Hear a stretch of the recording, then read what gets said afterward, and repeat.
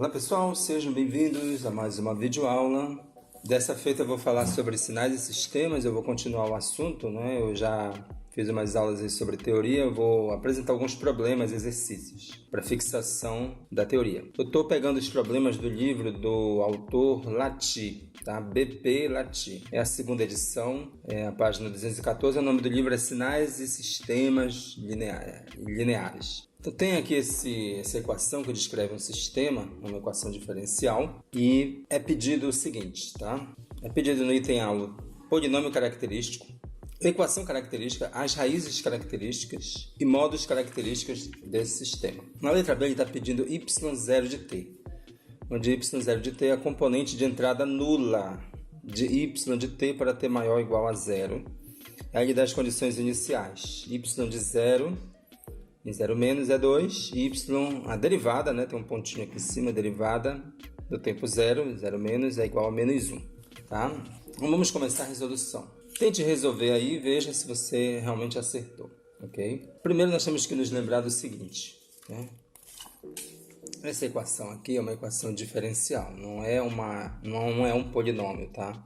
Esse d aqui maiúsculo, d elevado a n, representa, na verdade, uma derivada de ordem n, certo? Nesse caso aqui, a derivada segunda, em cima de quem? De y de t. Aí temos 5 vezes a derivada de ordem 1, né? Ou a derivada simples, em cima de y de t, mais 6 vezes y de t, que não tem derivada. É igual a d mais 1 x de t. d é a derivada em x de t mais x de t. Então, se nós fôssemos reescrever essa equação aqui, né, dessa notação para a notação mais que a gente costuma utilizar, ficaria assim a equação, tá? A derivada segunda de y, mais 5 vezes a derivada em cima de y, derivada no tempo, mais 6 vezes y de t.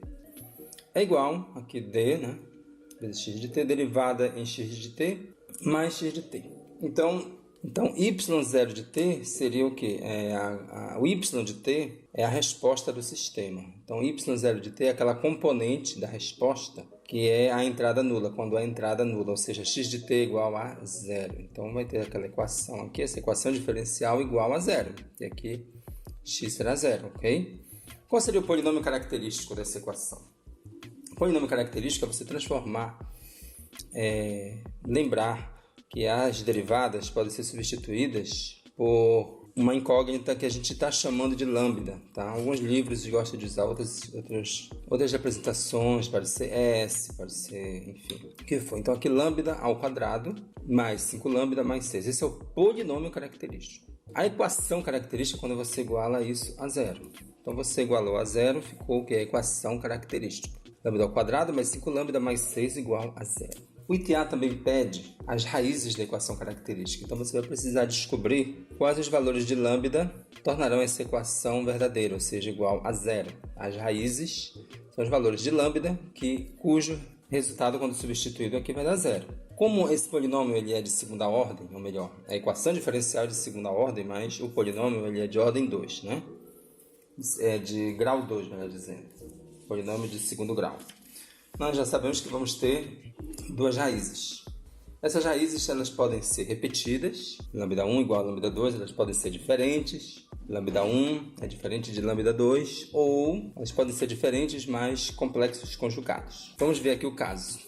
Então aqui, isso todo mundo sabe fazer, né? Resolver uma equação de polinomial. Então aqui você, usando Bhaskara, né? Vamos usar aqui aquela fórmula de Bhaskara tradicional. Descobrimos nesse caso que o lambda 1 é diferente de lambda 2, ou seja, lambda 1 é menos 2 e lambda 2 é menos 3. Temos duas raízes reais e diferentes. Então essas são as raízes do polinômio característico que nós vamos utilizar na resposta de entrada nula. Quais são os modos característicos?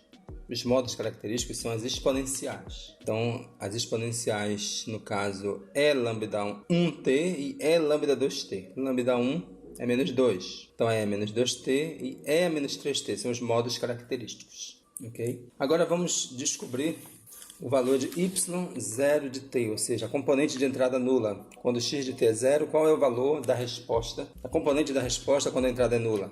Então, y0 de t, como nós temos duas raízes reais e diferentes, vamos ter esse formato aqui. Uma constante C1 vezes E lambda 1t mais C2, outra constante, é lambda 2t. Nós já temos lambda 1 e lambda 2, então nós vamos ter que y0 de t é c1 é a menos 2t mais c2 é a menos 3t. Agora está faltando a gente descobrir quem são c1 e quem são c2. Essas duas constantes. Para descobrir essas constantes, nós vamos precisar de quê? Das condições iniciais. As condições iniciais do circuito dizem o seguinte, que o valor da função no tempo zero é 2 e a derivada da função no tempo zero é menos 1. Notem o seguinte, que como a equação é de ordem 2, uma equação diferencial de segunda ordem, precisaremos de duas condições ou iniciais ou duas restrições para descobrir as constantes, ok?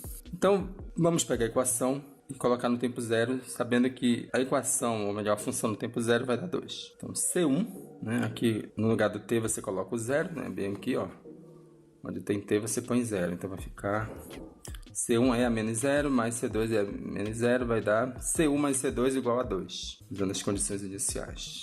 Agora, a outra condição inicial diz que a derivada dessa função do tempo zero é menos 1. Então, vamos derivar a função, pegar essa função aqui e derivar. Então, nós vamos derivar aqui, nós vamos derivar a função y0 de t. Derivando isso aqui, vai ficar menos 2c1 é a menos 2t, menos 3c2 é a menos 3t. A derivada dessa função no tempo zero é só, no lugar do t, colocar 0, né? Então, vai ficar menos 2c1 menos 3c2 igual a menos 1. Agora eu tenho, usando as duas condições iniciais, um sistema aqui.